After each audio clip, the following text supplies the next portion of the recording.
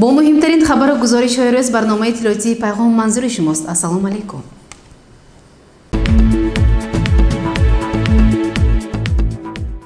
رئیس ولایت سوخت موهنی یکمی رئیس مجلس ملی مجلس عالی جمهوری تاجیکستان رجب احمدزاده در جریان سفر خود به پنجکن با فعالان شهر و دهات ملاقات انجام داد. توجه نمایید به گزارش نخستین برنامه اطلاعاتی پیغام. سنه 16 دکبر سال 2020 در جریان سفر کاری به شهر و دهاتی پنجکن رئیس ولایت سوخت محترم رجب احمدزاده با فعالیت ساحه‌های گوناگون خوجگی خلق شناس گردیده شام همان روز در تالار مقامات اجرایی حاکمیت دولتی شهر پنجکن در مجلس فعالان شرکت ورزید. در آغاز مجلس فعالان رئیس ولایت سوخت رجب احمدزاده نخست حاضرین را با دستور سپارش‌های اساسگذار صلح و وحدت ملی پیشوای ملت پرزیدنت جمهوری تاجیکستان محترم امام علی رحمان شناس نمود و از جمله اظهار داشت. این جلسه غیرنوبتی حکومت جمهوری تاجیکستان با رهبری پیشوای معظم ملت جناب عالی محترم امام علی رحمان برگزار گردید. جناب عالی آیلی پیشنهاد سازمان ملل متحد که سال 2021 در جهان مشکلات تامینات امنیتی عضوخواری می شود که در اظهاراتش سازمان ملل متحد بیان کرد و گفت که خرید 270 میلیون اهالی ممکن است و گرسنگی روبرو شود. اینجوری این سال کمتر کم آبی آمد، خشکی آمد که سطح نیروگاهی آبی برقی نارد نیست. از سال گذشته امروز 2 متر سطحش کم و هر روز قریب 43-45 سانتیمتر آب صرفه شده ایستاده است. همه نگاه نکرده پیشوای معظم ملت دستور دادند مراجعتنامه برخی تاجیک را با شما به واسطه آیینی نیلگون سامانه ها شنیدیم گوش کردیم. از سنه دوم پوره امروز بعد در تمام شهر و ناحیه‌های جمهوری منتظم تامین شده است و راهبری دولت دستور دادند که مردم را مراجعت کنید. گروه کاری تشکیل شده نماینده های حکومت جمهوری تاجیکستان که وزیر، رئیس های کمیته، مدیرای سردارای ریاستی دستگاه اجرایی پرزیدنت که وابسته شدند و جشن 30 سالگی استقلالیت دولتی جمهوری تاجیکستان راهبری دولت را دستور دادند که 10 روز همراه رئیسان شهر و ناحیه ها، رئیسان جماعت، جوانان، زنها، حزب خلقی دموکراتی تاجیکستان، وکیلان مجلس های ولایتی و شهری و ناحیوی، جماعت، مقامات حفظی حقوق، کارهای داخلی، میلیسیا، امنیت، پرکراتورا همه کسا مردم را بفهمونید. در مجلس فعالان رئیس ولایت سوخت محترم رجب احمدزاده توجه رهبریت مقامات اجرایی حاکمیت دولتی شهر پنجکن، واحدهای ساختاری آن و دیگر مسئولین را پیش از همه به استفاده عاقلانه و ثمره‌بخش نیروی برق تشکیل ملاقات و صحبت‌ها با مردم هرچه زودتر وسعت دادن کارهای آبادانی و سازندگی با مناسبت 30مین سالگرد استقلالیت دولتی جمهوری تاجیکستان استفاده عاقلانه زمین در این ایام فصل زمستان توجه ظاهر نمودن به یخابمانی و زمینه گذاشتن برای حاصل فراوان در سال 2021 را از وظیفه‌های اولین درجه ارزیابی کرد. رئیس ولایت سوخت رجب احمدزاده از راهبران مسئول قاطعانه طلب کرد که ما باید از همین روزها برای آمادگی به دوره کشتکاری بهاری سال 2021 با ذخیره تخمی‌های سرحاصل آماده نمودن زمین‌ها یخابانی و همزمان با گردش کشاورزی وارد ساختن زمین‌ها تدبیرهای مشخص اندیشیم. رئیس ولایت ایرادهای جدی خویش را نسبت بعضی مسائلی که سال روان راه حل خویش را نیافتند بیان داشت و اظهار داشت که در مسئله مناسبت با زمین کشاورزی استفاده عاقلانه آن اندیشه و ملاحظات بر دروغ به منفعت کار نخواهد شد. همزمان در این ملاقات رئیس ولایت محترم رجب‌بای احمدزاده از راهبران مسئول، کارمندان دستگاه رئیس شهر و مقامات اجرایی حاکمیت دولتی شهر پنجکین طلب نمود که صحبت و ملاقات ها را با مردم در سطح بلند انجام دهند. پیش از همه از مردم جهت رعایت طلبات قانونگذاری ها مساعدت در پیشرفت حیات جامعه باید مهر و محبت مناسبت نمایند. در هیچ مورد ما نباید بالای مردم فشار و زورآوری را استفاده نماییم.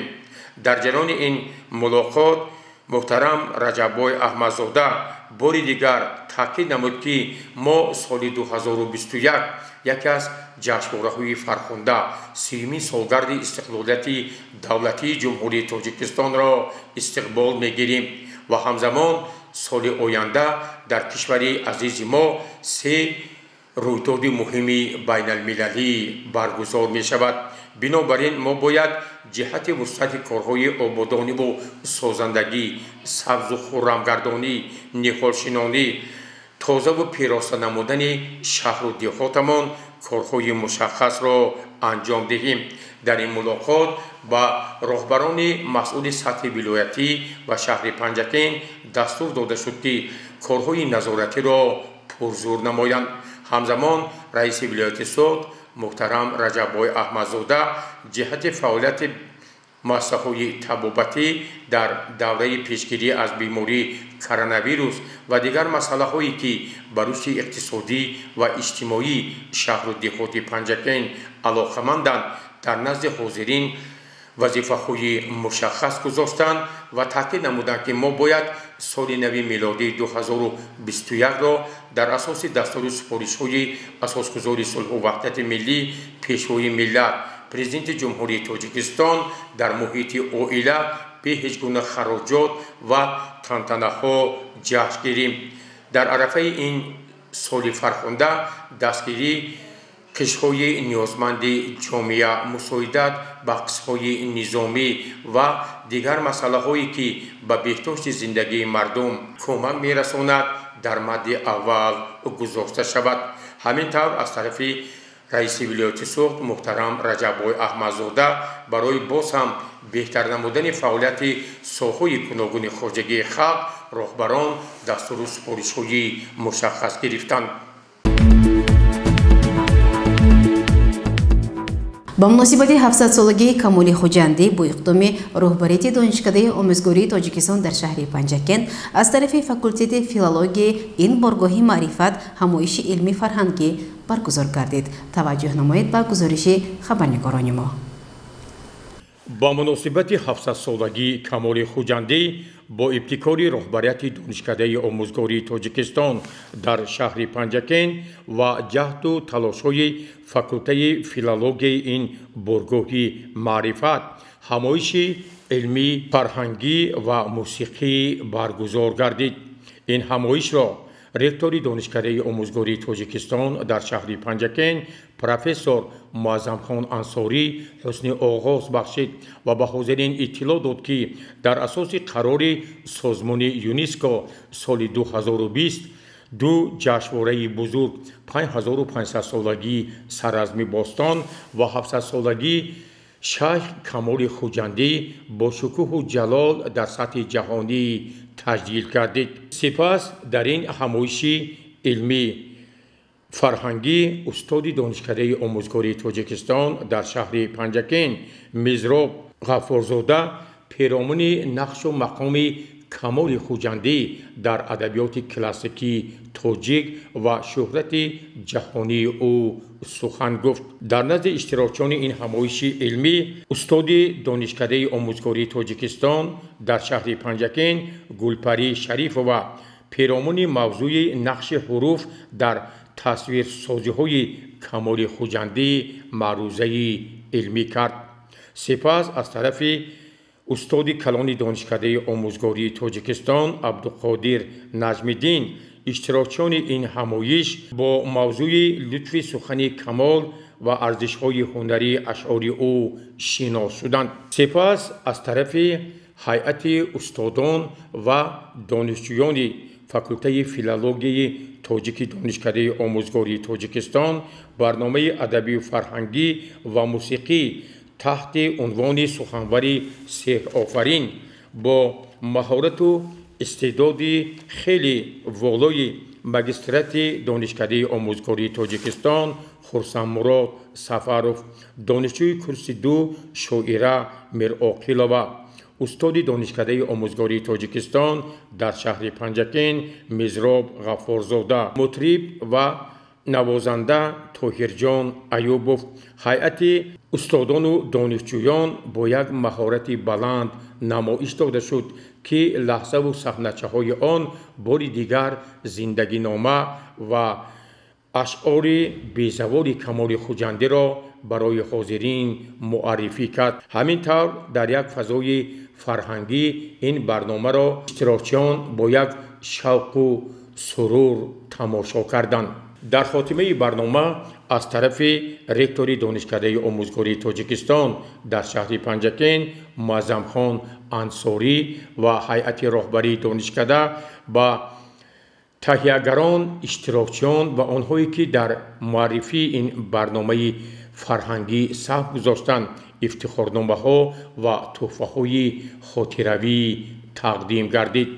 гузориши Аббос Ҳамросода, Исмоилҷон Холов аз толори кохӣ ба номи устод Лоиқ Шералӣ. гузориши дигари барномаи мо аз муассисаи таҳсилоти миёнаи умумии рақами 1 алоқаманд аст ба масъалаи омодагӣ ба фасли зимистон ва тадбирҳои андешидаи роҳбарияти таълимгоҳ дар ин самт таваҷҷӯҳ намоед. таъмини муассисаҳои таълимӣ бо маводи сӯзишворӣ ва асбобҳои гармидиҳанда аз масъалаҳое мебошанд, ки дар ҳама ҷаласаҳои мақомоти иҷроии ҳокимияти давлатии шаҳр мавриди баррасӣ қарор мегиранд. Мактаб барои омӯзгорону хонандагон хонаи дуюм маҳсуб меёбад. барои он ки онҳо бо таби хушу рӯҳи болида ба ин макони маърифат раҳсипор гарданд, шароити созгор бояд омода намуд. мо ба муассисаи таҳсилоти миёнаи умумии рақами 1 омадем. аён шуд, ки синфхонаҳо шишабандӣ шуда бо печкаҳои аловӣ гарм мегарданд.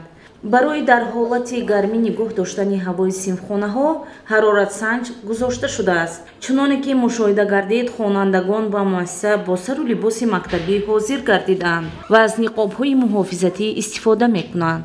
яъне дар муассиса барои пешгирӣ аз паншавии бемории COVID-19 чораҳои муассир роҳандозӣ гардиданд.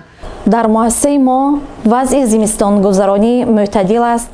ба миқдори 32 тоннаю 448 килограмм ангишт ва 30 кӯб ҳезум захира шудааст, ки ин миқдор ба мавсими зимистонгузаронии солҳои 2020-2021 мерасад. кӯшиш менамоем, ки хонандагон дар синфхонаҳои гарм таҳсил намоянд. инчунин баъзе синфхонаҳо бо кӯмаки волидон бо таҷҳизотҳои гармидиҳандаи барқӣ таъмин карда шудаанд. ҳамзамон бо дастгирии кумитаи волидон дар ин таълимгоҳ барои нигоҳ доштани тартибот муҳофизон ҷалб карда шудаанд. ман Қодиров Акмал, раиси комитаи падару модари муассисаи рақами 1. ҳамаҷо гарм дар омада диданд, синфхонаҳо ҳамаш гарм, бачаҳо бо либоси мактабиашон шитен. раҳмат, ки оянда бо мо хай дастгирӣ аз тарафи падару модарон саҳв мегузаронем, саҳв гузашта истодагем, дастгирӣ мекунем, бо якдигар кор мекунем. раҳмат ба маъмурияти муассиса, ки сӯзишвориро мана таъмин карда истоданд. зимистони имсоларо аз рӯи маълумоти пешниҳоднамудаи обу ҳавосанҷон сардиҳои шадид фаро мегиранд. бинобар ин барои мавсими зимистонгузаронӣ муассиса захираҳои зарурии маводи сӯхтро дорад. чунин вазъи хуби омодабош ба зимистон дар муассиса далел ба он аст ки инҷо нисбати саломатии омӯзгорону толибилмон ғамҳорӣ зоҳир мегардад.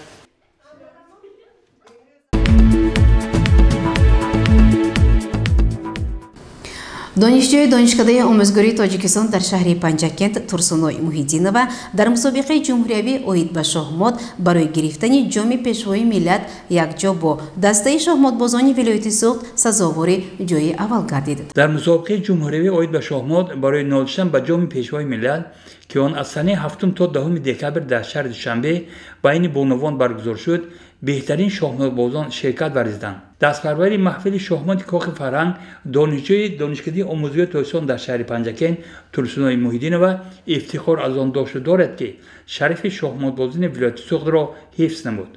нимаи охирони бозии ҷоми пешвои миллат оид ба шоҳмот ки дар ҷумҳурии тоҷикистон дар шаҳри душанбе шуда гузашт дар варзишгоҳи марказӣ, мо кулли нафароне ки дар вилоят ҷои дуюмро гирифта будем як даста шуда дастаи мухлисони вилояти суғд бо дастаи мухлисони вилояти хатлон як, хатлон ду, душанбе як, душанбе ду ва шаҳри туз байни ҳамдигар рақобат карда мо дар охир насиби мо ҷои якум гашт.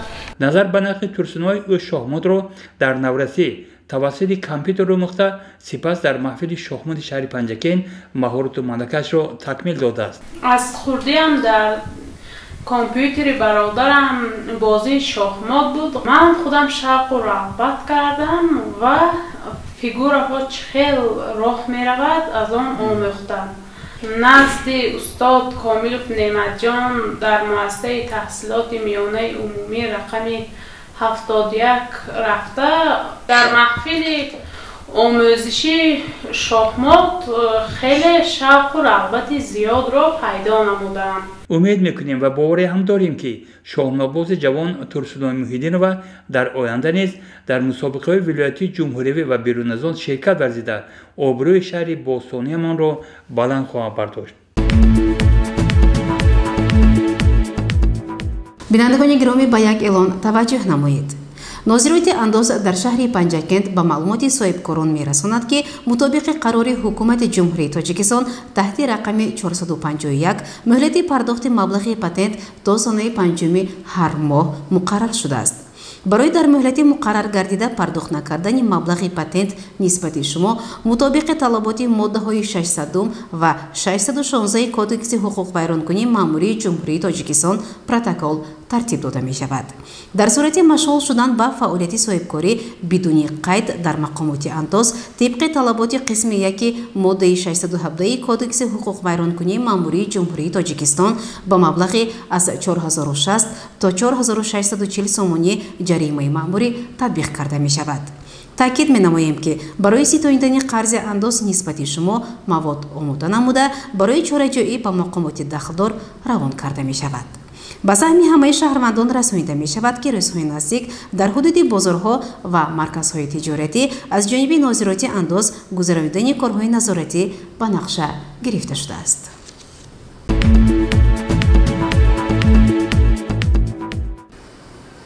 бинандагони гиромӣ дар ҳаминҷо барномаи иттилоотии пайғом ба поён мерасад. барои ҳар яки шумо дар рӯзҳои истироҳатӣ рӯзи хушу хотирмонро хоҳонем. то барномаи дигар шоду пирӯз бошед. хайр.